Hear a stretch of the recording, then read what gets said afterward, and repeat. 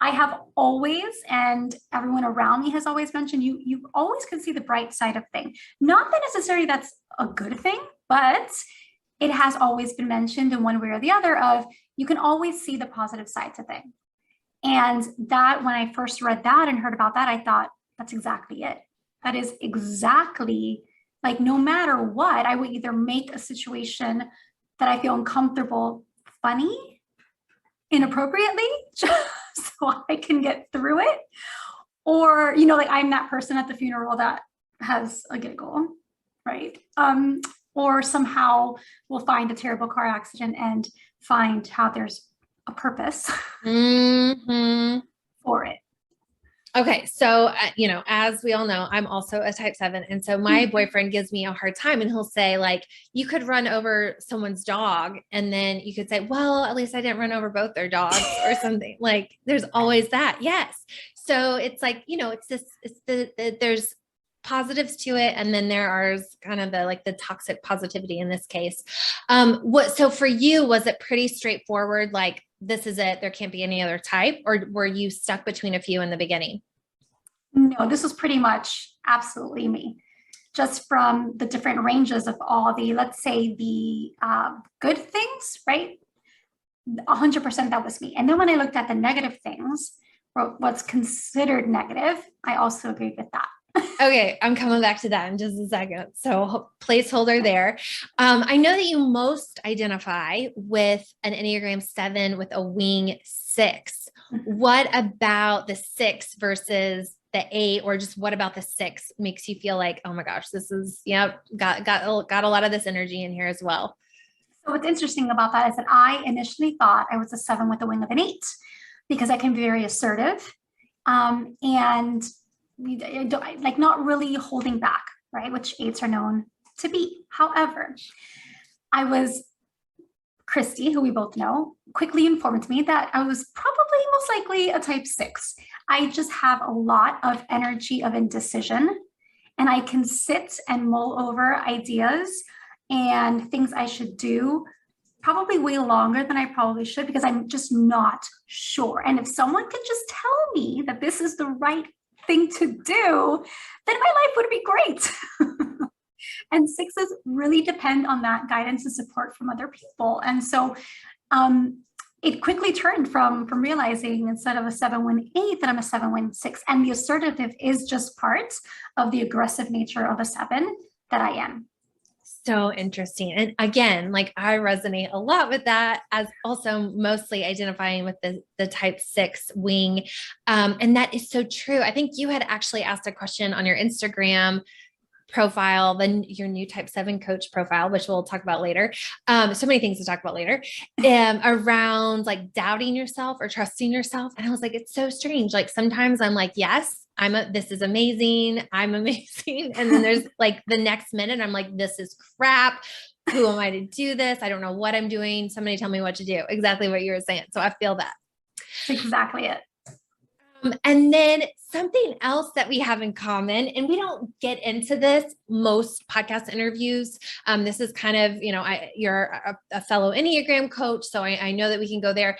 For those that are listening, there's like flavors of 7s. So there can be 3 different flavors. There's that sexual or kind of transmitting energy. There is the preserving, and then there's the social energy. And I know you most identify with the social. So I would just love to hear a little bit about maybe even your stacking, maybe what resonates with you most about the social, and then where do you see like your one being neglected the most? Mm-hmm. So I would say 100% social, and then the 101 sexual, and then the self-preservation. Now that I'm aware, it's starting to switch a little bit, starting to be more social, self-pres, and then sexual, but mainly social. And 100%, I mean, I took a little quiz on it, but I didn't need to because I already knew. I'm very much concerned about my community, the group of people that I'm in. I always want to make sure everyone is happy, that everyone's okay. If anyone needs anything, everyone's having a good time. I'm always sort of scanning the room just to make sure that everyone is having a great time. And that's very much a social type. And I can really meddle well and mingle well with various different groups of people. I'm comfortable in that. And so that would definitely be at the top of my list. And then I guess because I'm a relationship coach, it matches perfectly, but I am very much into one-on-one connections, just sort of right underneath the social aspect.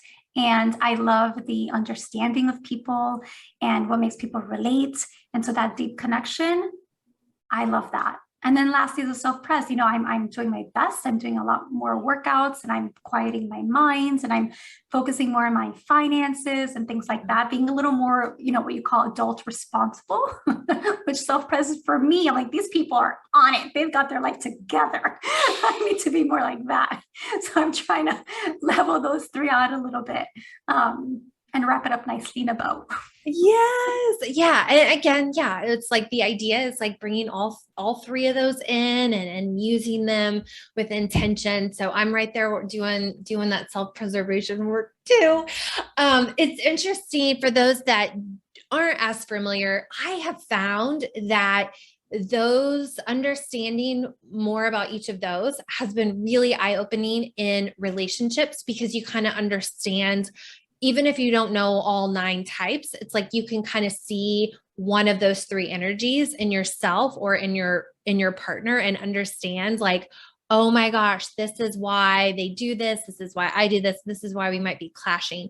And one example, if you have another example to add to this, feel free or add to this. But I don't know what I was reading, Natalia, but somebody was saying like, maybe somebody who has that social energy, they're going to celebrate their anniversary by like throwing a party or like getting a big group of people and going out to eat. And then maybe somebody with like more of that, like wants to be one-on-one connection and like have a deep conversation. Like they're going to plan this like really intimate, just, you and your partner kind of night. And you could see right away, like kind of the disappointment on either end if that isn't like recognized and talked about. So just even kind of understanding that, I think has been just really eye-opening in my own relationships and then just in understanding others. 100%. I think for me, anniversaries is where my one-on-one kicks in, where I really want to do something just either romantic or just me and him, not really involving anybody else. But when it comes to birthdays, I always really did. I don't like surprises, surprisingly, maybe not, but I don't like surprises. I don't like being caught off guard like that. But I do love parties and birthdays. Okay. So let me ask you about this. And I would just love like your Enneagram experience take on this. So I don't like surprises either. And I think that would be surprising to most people about a 7, because I think that people probably are like, what is it? But for me, it's like, I love the anticipation of an event. And so like when that's taken away, then it's like not as enjoyable as it could have been if I was like planning and thinking and dreaming about it. I don't know. Do you resonate with that? I think that's exactly it. Yeah, because you it's almost like you rob me Yes. of my excitement for looking forward to my own party. Yes. And that's a 7 thing, I believe. And then also I think there is some science around that. And I don't have the research. I don't have the book, unfortunately, but I have read before where like part of like happiness or like being satisfied with something is the anticipation leading up to it. And that's why a lot of times it's like when you actually get to the thing, then it's like, oh, okay, on to the next thing. Because the joy or the satisfaction came from anticipating it.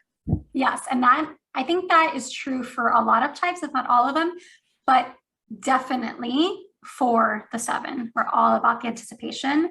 And when the thing actually happens, we're like, like, oh, okay. Like this very underwhelming right now. Very underwhelming. So let me ask you this, because we are on the Enneagram MBA podcast for business owners and leaders and entrepreneurs. How do you see your 7 energy serving you? Like what's one thing, or just in general, have you seen it really help you move forward in the work that you're doing? And then I'm going to ask you where you see it maybe sometimes tripping you up. I have a list of ideas. I can come up. I bought for my shower a water notepad because I get most of my ideas in the shower. And you're laughing. Yeah, in the shower. And I'm like, and by the time I get out, it's gone. So I have it there and I just jot everything down. So I have a list of ideas of all these different kinds of things that I want to do, that I want to start, that I want to get into, things I want to share and talk about. So it's always just a flow of ideas. And I'm pretty good at implementing them right away. I like with my sixth wing, I do like the support. So I might ask around, hey, is this a good idea? What does everyone think? But at the end of the day, I'm still going to do it, whether I get a response back or not. That's just the assertiveness in us. We will just go do it. And so that I think has been my biggest strength and the ability to push through in starting a business from scratch, which is very difficult on its own. But if you're able to have constant creativity or inspiration and then implement right away, even if you don't know how it's going to turn out, you're still moving the needle that much further and you're growing that much more than if you just, sit around and wait. Absolutely. Yes. To that assertive, just moving fast and far into the future. What about, where do you see it sometimes maybe tripping you up or getting stuck or making the same mistake? So for a 7, a big thing is the emptiness that we feel, never really being satisfied. And I think, yes, it's very good to have ideas and it's very good to implement them right away. But one of the things that trips me up is if I don't see results in the way that I, in my own mind, think they should happen or as quickly as they should happen, there goes my patience. And then I turn that into thinking the idea I originally had isn't actually a good idea. And so I want to move on to the next thing on my list, as opposed to, wait a minute, let me slow down here, stick to this one idea for, 6 months or 3 months or whatever it is, and ride that out and see what happens at the end of it. And then you can make a logical decision, rational decision after that, instead of immediately thinking, nope, that didn't work, and jumping to the next thing. Oh my gosh, I'm so guilty of that too. Yeah. Oh my goodness. So many things. Yes. So one of the other things that you had said, and I just lost it, but that's okay because I have another question and maybe it'll come back. And this is like the mind of the 7. Here's what it was. So I know that on your Instagram and some of your blogs, you have talked a lot about mindfulness and stillness and quiet, which for a 7, and I think for any of us, especially, I think anybody, honestly, and especially those of us in that head center, 5, 6, 7s, like the thought of like not reading, not listening to a podcast while we're walking. Like we joke that, like I'll listen to a podcast in the shower because I constantly need to be like taking in, and like quiet is like the death of me. But I also know like it's very research backed, right? That like stillness, quiet, meditation, mindfulness, like has so many benefits. How have you been able to practice that more in your own life? And what benefits have you seen? Yeah, that is very hard for anybody, but yeah, the 7s. What I've done, and it's very uncomfortable, is I've done a couple of things. So one of the big things that everyone can do, no matter what they might have access to, is if you're in the car driving somewhere, I was going to say something that I like to do, but it's not that I like to do. I just do it on purpose to help myself, because I don't even turn the radio on. I drive in silence, because even if the radio is on, you're still going to be in your head, right? Head centers, we're still going to be in our head, even if the radio is on. So I just turn the radio off, and guess what? I'm still in my head, except there isn't that much noise. There isn't so much going on in my mind where I'm trying to sing along to a song and also plan out the rest of my day or my weekend. So that's one of the ways that I've learned to just quiet things down a little bit from the outside, and just focus more onto me. And also what I do is in the mornings, no matter exercise or if I don't, I will take 15 minutes before anybody else gets up, and I will either sit in silence, or there's an app that I use called Insight Timer, and I go in there and I put in, there are specific tracks, guided or just music, for each Enneagram type, and I will put in quiet the mind. And quiet the mind has a couple of types. So I choose the one that's Enneagram 7, and there's this lady who will guide an Enneagram 7 through, I think it's 10 minutes of a quiet meditation. And it's a presence meditation to just help you sit and focus on whatever it is that she's talking about. And that is really, truly calming. You can feel it inside you that you relax, and you're able to, even if it's for those 10, 15 minutes, sit without anything else running through your mind. Oh my gosh. Okay. I'm absolutely going to have to get that link and drop that in here for the rest of us, because I love that it's type specific. Okay. Before we move into kind of tapping into your relationship expertise, I got 2 more questions for you. One has to do with handling stress. And so, a lot of us who have been nerding out on the Enneagram have heard, like, we got the wings, we got the arrows. For the type 7, they have a tendency, after they've tapped out their 7 coping mechanisms and different strategies, to kind of make that lateral shift to the type 1 coping mechanisms and different strategies. Does that resonate with you? And what does that look like for you in those times? Absolutely. It's when you're kind of like at the end of your rope for your own dominant type. And for 7s, who can become critical, highly critical, and highly judgmental and irritable. And it's to an uncomfortable place where we don't even recognize ourselves. We can feel it. We know that I'm just being, mean, honestly.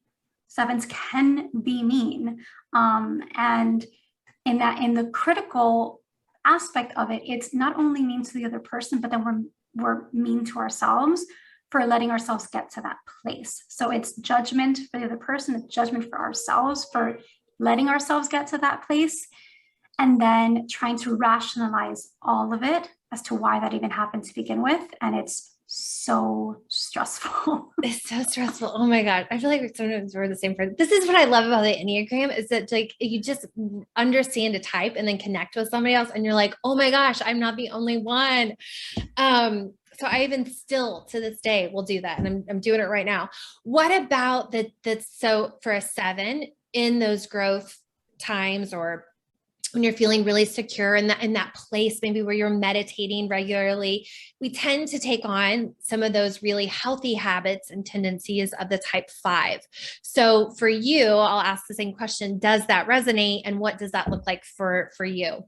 Okay, so in this, I'm going to laugh because it's the absolute best and highly irritating depending on the day, because my lovely husband is a type 5.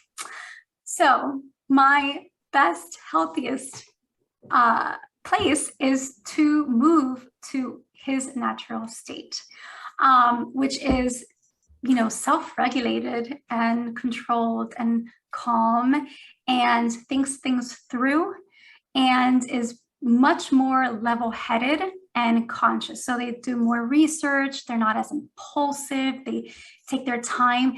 And I think the biggest thing is being present and okay with what they currently have, which for a 7 is very difficult. We want more. We're trying to, which is great, right? Everyone should have goals, but it's an internal feeling of being settled or not being settled. And 7s have this internal feeling of not being settled because we don't have enough. And so when I know that I'm in a really good place is when I can kind of see a little tiny mirroring with him in the feeling of security and internal peace and just a calm that I don't need anything more right now. Like, everything I have right now is enough for right now. And if I want more, I can have more in its proper, calmed pace time. So well said. So well said. Is there anything else that you would offer to maybe somebody who is just kind of understanding that they're a type 7, and then specifically maybe either looking to grow in their career or looking to grow their own business, like you're doing? Any kind of words of advice for that type 7 specific person? Okay, so this is going to be completely against what they're going to want to do, but I've been in their shoes. So the first thing I would really say is slow down. I know, right? Ridiculous. How dare I? How dare I? But truly, because we have the tendency to think, and I do this now, and I'm sure you can relate, that we have to get it all done now. We have to do it all done now because we have to seize the day, right? Like all these ideas and these opportunities, we need them now. When really, if you're looking at it from the outside in, it makes no difference whether you do this today or if you do this in a month, which I know a month is like, what? I can't wait that long. But truly, it's not going to, it's not going to make such a negative impact or major impact at all in your business if you can slow down a little bit and get more organized. I'm not the most organized person. And I think it's really helpful from like something I wish I knew when I was starting off. Truly make yourself take the morning time to organize your day, plan things out, and then let yourself know it's okay if you don't get to those things. It's fine. The world won't fall apart. You can do it even next week. It's okay. But I think the biggest thing is slowing down, and also, actually, no, this is probably just as important, is appreciating where you are in your journey right now. Because we, especially for sevens, we think when we hit an X income goal or client goal or products, sold goal, if we hit that, then I'm going to be really happy because then I made it. But what happened to all the in between, right? We miss all the ways we've grown and we've changed and we've helped people and we've sold things, and we're reaching for our goal. So it's also in the appreciating where you are right now, because, you're never going to have this time again. Okay. And let me just ask a follow-up question. Talking about being organized, I absolutely need more of that in my life. Is there a specific tool? I know that you were talking about your morning routine. Any other like business tools or productivity tools, like organization resources that you would offer that have been helpful in helping you do that? So I love Flowdesk. It's where I have all my emails. It's a very simple, clean format, which for me, I like very simple and direct steps. I don't care for anything too fancy, but if you want to get really fancy in it, you can, and they have that option available. So I really love Flowdesk for emails, building up your email list. And if anyone has a podcast, I like GarageBand. It's, again, simple, but I like it and it works for exactly what I need. And it's easy to edit myself. And just, I can wrap it up in a day and move on to the next thing. So those are probably be my two very favorite tools. Okay. And then I'm going to add one in here, and I was going to say this for later, but just while we're talking about type 7 specifically, also you just recently started a resource on Instagram, and then potentially, it sounds like a newsletter, and then who knows what else, for working type 7s or just type 7s in general. Would you just tell us a little bit about that, and then where we can find you right now for us type 7s? Yeah, so I was finding, so on Instagram, I am a relationship coach, right? For anybody, no matter your type.